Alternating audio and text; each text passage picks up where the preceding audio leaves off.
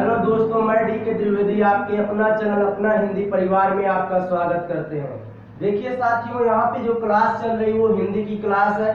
आशा करता हूँ कि आप तो पर डे इस क्लास को देखते होंगे ना। तो जो लोग इसको सब्सक्राइब ना किए हो, चैनल को सब्सक्राइब कर लीजिए और शेयर करना ना भूला करिए ना। और अगर कोई भी आपका सुझाव हो तो आप कमेंट बॉक्स में जाकर के आप उत्तर दे सकते हो या प्रश्न पूछ सकते हो। समझ में आ गया?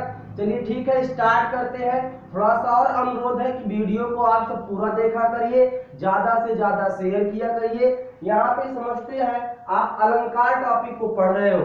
अलंकार में आप पढ़ रहे हो शब्द अलंकार के बारे में। आपका जो टॉपिक चल रहा है अलंकार चल रहा है। अलंकार में आप पढ़ रहे हो शब्द अलंकार। शब्द अलंकार में आपको बताया गया था कि जहां पर काव्य की शोभा शब्दों के माध्यम से बढ़ाया जाता है उसे आप क्या कहते हो? शब्द अलंकार कहते हो। शब्द अलंकार में आपने पढ़ा हुआ था कि शब्द अलंकार जो होता है वह आपका कितने प्रकार का होता है? 5 प्रकार का। तो पहला आपने अनुप्रास अलंकार पढ़ लिया, दूसरा आपने यमक अलंकार पढ़ लिया और श्लेष अलंकार कल आपने पढ़ लिया ना। तो यहाँ पे 3 पढ़ लिए हो। आज हम लोग पढ़ेंगे 2 के बारे में। तो अगला अगर देखा जाए तो आपका वक्रोक्ति अलंकार है। क्या है जी?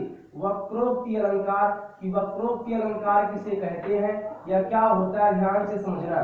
यहाँ पे अगला हम लोगों का जो टॉपिक है वह आपका वक्रोक्ति अलंकार है। हमने कहा था कि जो अलंकार होता है शब्द अलंकार उसके 5 भाग होते हैं। आपको ट्रिक भी बताया गया था, अनु यश की भी बताया था हमने ना।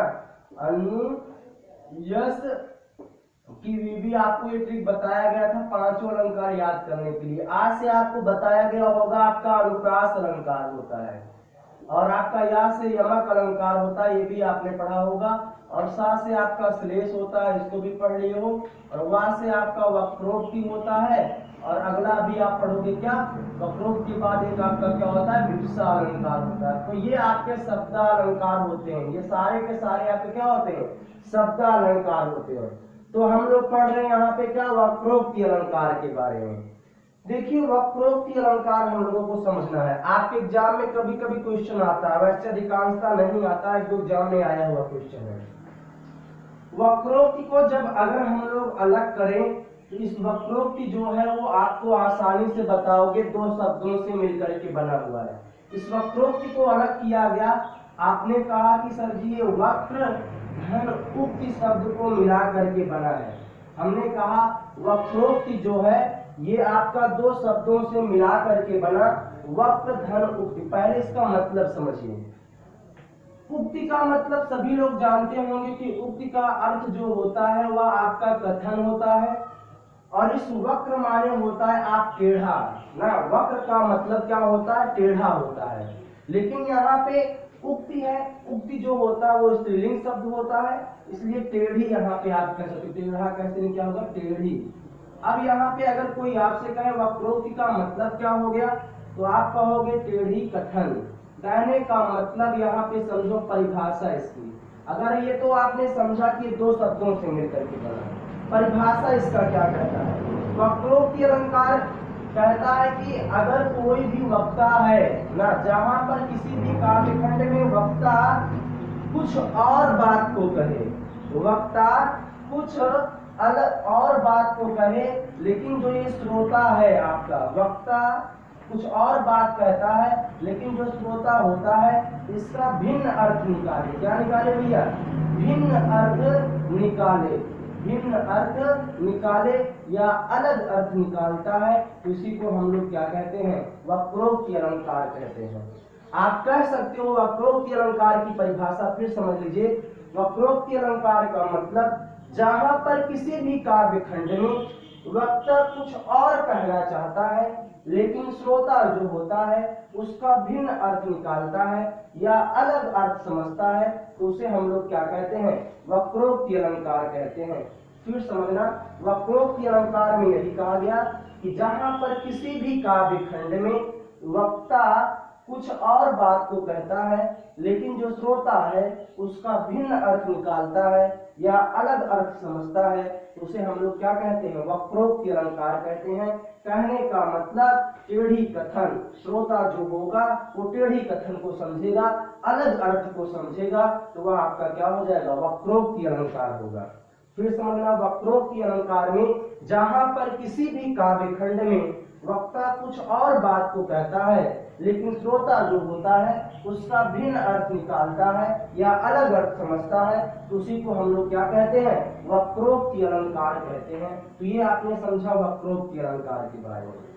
अब एक चीज और है, सामान्यतः अगर हम लोग समझें तो वक्रोक्ति अलंकार में आपका क्या, कहां, ना, क्यों, का, कु, को शब्दों का प्रयोग हुआ होता है।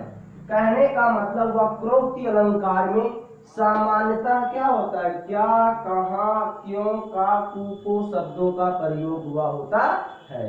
चलिए ठीक है, देखते हैं कैसे। यहाँ पे जैसे आपका आता है एग्जाम्पल आप सबके यहाँ, को तुम हो इत आए कहाँ, को तुम हो इत आए कहाँ, हो इत आए कहाँ, को तुम हो इत आए कहाँ, घनश्याम है तो कितहूँ बरसुन। घनश्याम, घनश्याम है तो कितहूँ बरसुन, है तो कितहूँ बरसुन। ध्यान दीजिएगा, अब ये आपका दिया गया है, को तुम हो इत आए कहाँ, तो घनश्याम है तो कितहूँ बरसुन। हमने कहा कि जहां पर किसी भी काव्य खंड में वक्ता कुछ और बात को कहना चाहता है, लेकिन जो श्रोता होता है वह भिन्न अर्थ निकालता है या अलग अर्थ को समझता है। कहने का मतलब काव्य खंड के एक से भिन्न अर्थ निकलेंगे, उसे क्या कहोगे? वक्रोक्ति अलंकार। हमने कहा इसमें क्या, कहां, क्यों, का, को शब्दों का प्रयोग हुआ होता है। तो को शब्दों का प्रयोग है, कहां शब्दों का प्रयोग है, तो इसका मतलब ये क्या है? वक्रोक्ति अलंकार है। यहाँ पे को तुम हो तो आए कहाँ, उद्धव जी ज्ञान का संदेश लेकर के आए हुए हैं। गोपियां कहती हैं, हे उद्धव तुम यहाँ पर कहाँ आ गए हो? घनश्याम है तो कितहूँ बरसुन। यहाँ पे सभी के हृदय में श्री कृष्ण भगवान है, तो हम लोग किसी और को ध्यान क्यों दें? अब इस घनश्याम का एक अर्थ क्या हो गया? श्री कृष्ण से। अगला इस घनश्याम का अर्थ क्या होगा? बादल से। हर की बादल कहाँ है तो बारिश कहाँ होगी। तो यहाँ पे ध्यान देना, इस शब्द के दो भिन्न अर्थ निकल रहे हैं। समझ में आ गया? तो यहाँ पे आपका क्या हो जाएगा? वक्रोक्ति अलंकार होता है। तो ये आपने कहा वक्रोक्ति अलंकार में जहां पर किसी भी काव्य खंड के भिन्न आशय निकलेंगे। इस वक्रोक्ति अलंकार के अगर देखा जाए तो दो भाग होते हैं। एक आपका श्लेष वक्रोक्ति होता है। क्या होता है भैया? एक आपका श्लेष वक्रोक्ति होता है और एक आपका काव्य वक्रोक्ति होता है। समझ में आ गया? तो वक्रोक्ति के मुख्यतः दो भाग हैं। श्लेष वक्रोक्ति का मतलब जब शब्द के भिन्न अर्थ निकलेंगे तो वह श्लेष वक्रोक्ति है, और जब आपके उच्चारण से भिन्न अर्थ, हालांकि आपके उच्चारण में भिन्न अर्थ निकलेंगे तो काव्य वक्रोक्ति होता है। फिर समझ लेना, अगर शब्द से भिन्न आशय निकलेंगे तो श्लेष वक्रोक्ति, और अगर उच्चारण से भिन्न आशय निकलेगा तो काव्य वक्रोक्ति होता है। ये आपने समझ लिया। वक्रोक्ति अलंकार का मतलब जहां पर किसी भी काव्य खंड के भिन्न अर्थ निकलता है, अलग अर्थ श्रोता समझता है, उसे क्या कहते हैं? वक्रोक्ति अलंकार कहते हैं। एक एग्जाम्पल और आ सकते यहाँ आता है, कौन, ये भी आया हुआ है, कौन तुम। अर्थात कि कोई पूछ रहा है कि कौन तुम, उसके बाद क्या है? मैं हरि राधे, मैं हरि राधे ना, मैं हरि राधे। तो यहाँ पे अगला क्या है? क्या काम यहाँ, समझ लो, क्या काम यहाँ, जाओ वन में, जाओ वन में, जाओ वन में, जाओ वन में। अब समझो, हमने कहा कौन तुम, मैं हरि राधे, क्या काम यहाँ, जाओ वन में। यहाँ पे आपका क्या आ गया ना? अब ये क्या है तो इसका मतलब वक्रोक्ति आपको हो गया। अर्थात कि यहाँ पे कोई राधिका पूछती है कौन तुम, तो यहाँ पे कृष्ण बोलते हैं मैं हरि राधे। तो हरि राधे का अर्थ जो है वो आपका कृष्ण से है, और एक हर जाने का जो अर्थ है वह भैया अगला क्या है, बंदर से है। ताकि बंदर से कहती है तुम यहाँ पे कहाँ हो, जाओ वन में। तो ये आपने ध्यान दिया। वक्रोक्ति का मतलब जहाँ पर किसी भी काव्य खंड में एक से भिन्न आशय निकलता है, श्रोता अलग अर्थ समझता है, उसे क्या कहते हो, वक्रोक्ति अलंकार कहते हो। ये आपने समझ लिया। सामान्यतः इसमें क्या होगा, का, कु, क्या, कहाँ होता है। और वक्रोक्ति अलंकार कितने भाग होते हैं, 2 होते हैं, श्लेष वक्रोक्ति और क्या भैया, का वक्रोक्ति होता है। समझ में आ गया। अगला शब्द अलंकार का सबसे लास्ट टॉपिक आपका है विवक्षा अलंकार। समझ लीजिएगा, इसको भी अधिकांशतः आता रहता है एग्जाम में। तो विवक्षा अलंकार किसे कहते हैं, समझो भैया। आपने पढ़ा यहाँ पे विवक्षा अलंकार। विवक्षा अलंकार का मतलब अगर देखा जाए तो आप कहोगे ऐसा काव्यखंड जहाँ पर मनोभाव को प्रकट किया गया हो। ऐसा काव्यखंड जहाँ पे क्या होगा, मनोभाव।